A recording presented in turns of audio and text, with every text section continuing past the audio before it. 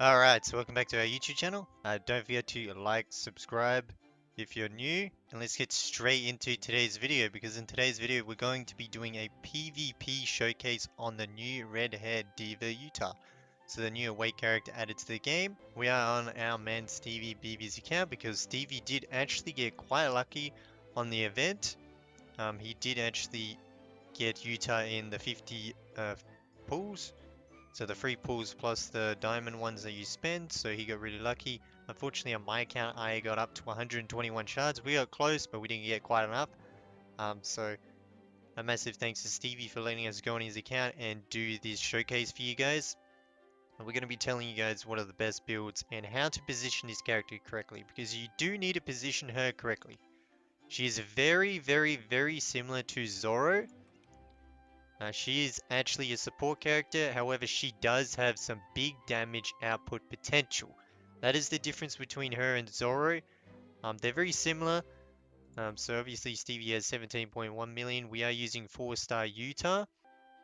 So we haven't gone crazy on the gear or anything. We just awakened the Peerless Haki and Devil Fruits.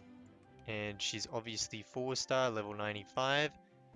Now for the Adventure Souls, I highly recommend, just like in the Zoro video, you use Spring of Life or Straight Dive. We're going to be using Straight Dive in this video specifically because of our team and the way it's positioned. So Spring of Life is probably going to be the #1 thing because you want to keep her alive as long as possible because she helps your surrounding crew just like Zoro to stay alive as long as possible. However, as I said, she does have more damage output potential once she racks up the notes and can get to 8 notes. She can do a lot of damage. However, she needs to stay alive and get to 8 notes.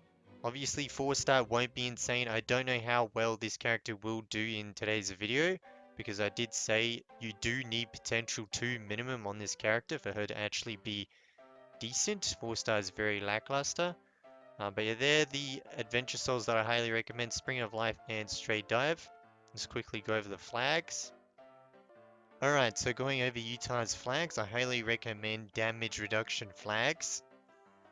You can use, just like Zoro, it doesn't really matter what flags you can use. You can use skill trigger like we're using right now. We're going to be using skill triggers specifically because this is end game and she's not going to be doing a lot of damage. So skill trigger is much better for 4 stars at end game. However, you can use slaughter flags. You can always use speed flags. It's just what I recommend.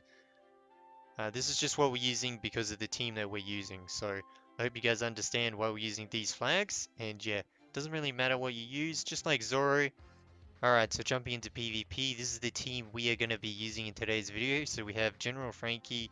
We're still going to be using the Reflect team. However, we have replaced Utah with Zeus Nami. Obviously, this is weakening our team because 6-star potential 6 Zeus Nami is definitely way better than 4-star Utah. However, it is Utah's video and you guys want to see some gameplay about Utah, so just for the sake of the video, we're using Utah. And this is the team we're going to be using, the lineup. You always want to make sure you're positioning Utah in the middle row because she buffs the surrounding crew, keeps them alive just like Zoro. These two characters should always be in the middle row no matter what. Always in the middle row, always position her in the middle row. Position 2 or 5, it doesn't really matter. Really depends on your team. If you're using Gen Frankie, you should always put Gen Frankie first. Because you dispel their buffs and increase the damage the enemy takes. So it's really good. A lot of the top players using Gen Frankie first. Nowadays, as you guys can see, Nature using it first. Sunny not so much, but yeah, a lot of top players do use Gen Frankie first. So this is the team we're going to be running. Alright, so going into the match, one thing I did forget to mention was Stevie actually has 5-star Laboon, so we're going to be showing you guys some 5-star Laboon gameplay. It's completely broken, dispels all the buffs, sorry, of the enemy crew, well, 3 of the enemy crew, and increases their damage they taken, the healing reduced, and weakens them. So he's absolutely insane, very crucial in this current meta. But our Utah is going to be ulting. And then SAO is going to ult and do a lot of damage. Yeah, that's a lot of damage from SAO. 323 million, then Laboon, 5-star Laboon coming in. There we go. Decent amount of damage, removing the buffs. I prefer to use Kraken over Charizard because Charizard's a bit easier to counter. You just put Zori back row and then just counters Charizard because Charizard always hits the back row first. So that's why I prefer Kraken over Charizard when you're using Laboon. But Zori's going to attack with his ultimate. Now you're also going to find the battles are going to be way longer as well with UTA because again she's just like Zoro, keeps your team alive as long as possible. One thing that actually shows you the amount of notes she has, that's absolutely amazing. That's a good and nice touch by the devs. So she has 6 notes, as you can see, 6 above her. That's a really nice touch from the devs. You can actually see how many notes she has and whether she's, using her skills correctly or not. That's actually a really nice touch.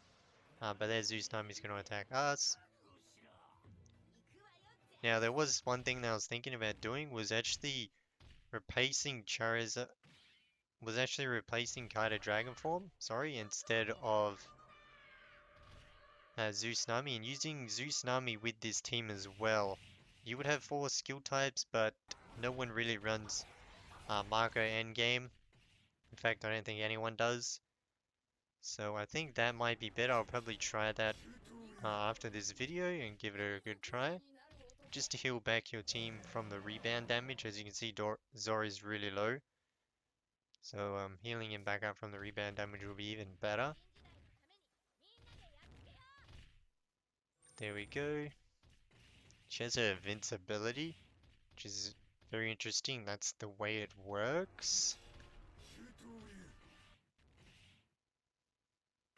But there, Orochi's gonna ult and deal no damage to her entire team because I believe he attacked her and she has invincibility, so she doesn't take any damage.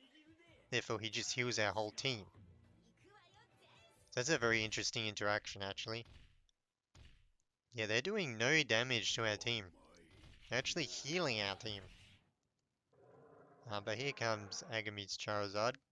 Obviously, we have Zoro, so it's not a big issue at all.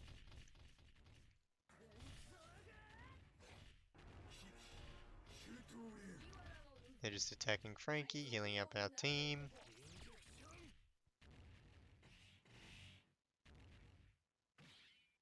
Then we have Laboon. Again.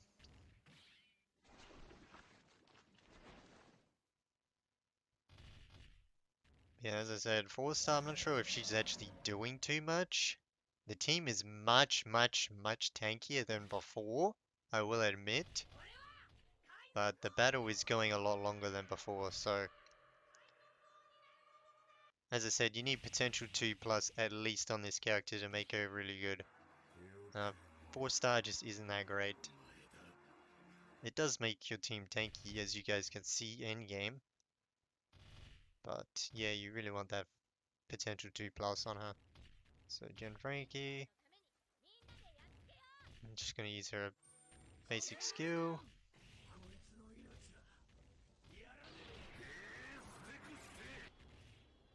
Just gonna do a bit of damage to them. Ruchi's gonna ult again.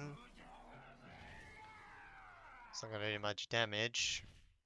Mainly healing up our entire crew.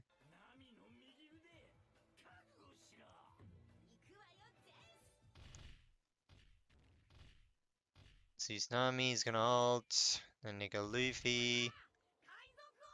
Central 6 Nika Luffy is mainly just for his passive.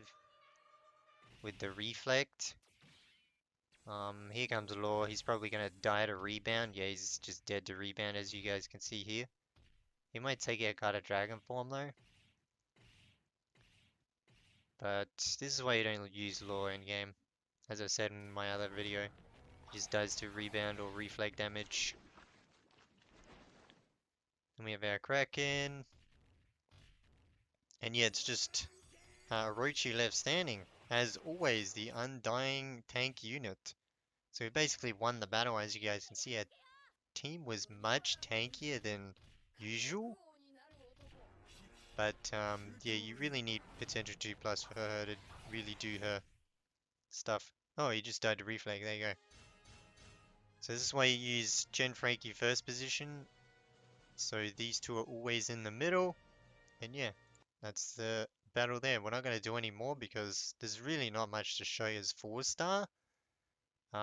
If it was potential 2 plus, we'd definitely show a lot more.